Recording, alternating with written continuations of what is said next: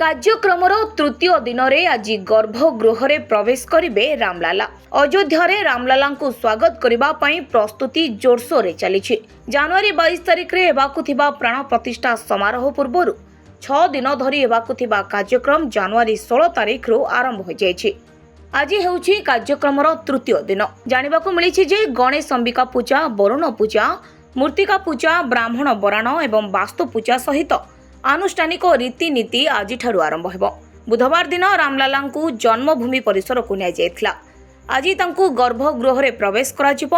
ଶିଳ୍ପୀ ଅରୁଣ ଯୋଗୀରାଜଙ୍କ ଦ୍ୱାରା ପ୍ରସ୍ତୁତ ରାମଲାଲାଙ୍କ ପ୍ରତିମାକୁ ଅଯୋଧ୍ୟାରେ ଥିବା ରାମ ମନ୍ଦିରର ପବିତ୍ର ମନ୍ଦିରରେ ରଖାଯିବ। ଆଜି ସନ୍ଧ୍ୟାରେ ତୀର୍ଥ ପୂଜନ, ଜଳଯାତ୍ରା ଓ ଗନ୍ଧାଦି ବାସ ସମାରୋହ ହେବ। ବୁଧବାର ସନ୍ଧ୍ୟାରେ ରାମ ମନ୍ଦିର ପରିସର ଭିତରକୁ ଏହି ମୂର୍ତ୍ତି ନିଆଯାଇଥିଲା।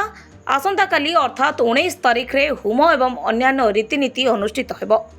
ଏହା ପୂର୍ବରୁ ରାମଲାଲାଙ୍କ ପ୍ରତିମାକୁ ମନ୍ଦିର ପରିସରରେ ଭ୍ରମଣ କରିବା ପାଇଁ ଯୋଜନା କରାଯାଇଥିଲା, କିନ୍ତୁ ମୂର୍ତ୍ତିର ଓଜନ ଅତ୍ୟଧିକ ଥିବାରୁ ତାହାକୁ ମନ୍ଦିର ପରିସରକୁ ନିଆଯାଇଥିଲା। ରାମଲାଲାଙ୍କ ମୂର୍ତ୍ତିଟି 10 କିଲୋଗ୍ରାମ ରୂପାର ପ୍ରତିମା ବୋଲି ଜଣାପଡ଼ିଛି।